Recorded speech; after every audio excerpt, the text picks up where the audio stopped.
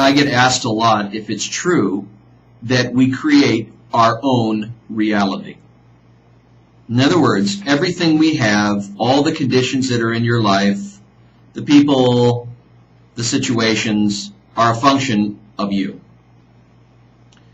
And you're probably like me. I have a hard time buying that because I don't think that we're all that powerful. What happens to us is a function of what the universe either cooperates with us on or doesn't cooperate with us on.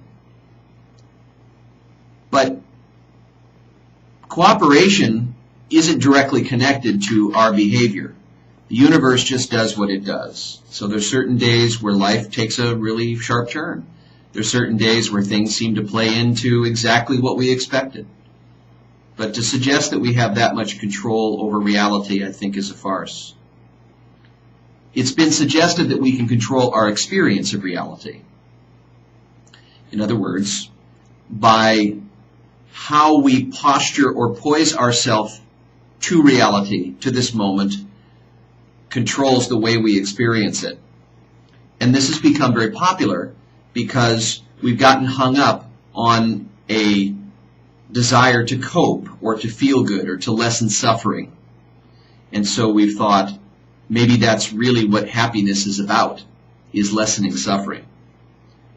But for hundreds of entrepreneurs that I've worked with over the years, happiness is the booby prize of creating what matters to you.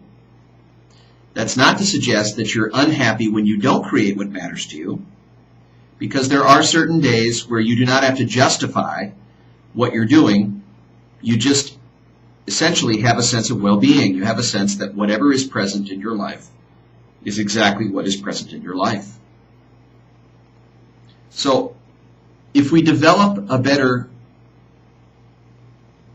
taste for current reality, and we are able to observe it without being identified in our identity, certainly it changes a little bit of our experience, but that's not really what we're after here. What we're after is creating, is having an intention to create something because it matters. Now that might suggest that everything we're doing is pushing towards something. And a lot of creating has to do with listening and waiting. Because current reality, like I said, isn't always cooperative. It has a different sort of intelligence. It has a different plan than our plans.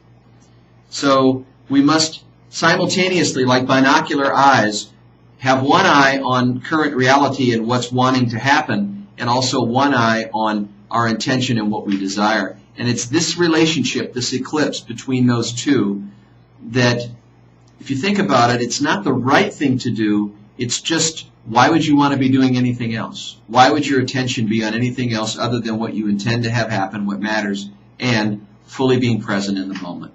And those two capacities, well, they pretty much alter the future. And what I mean by that is not controlling the future, but they alter whatever the future wants to bring into us in this moment. Whatever arrives to us in this moment, as well as what we intend, these two things have an interesting tango. They have a dance.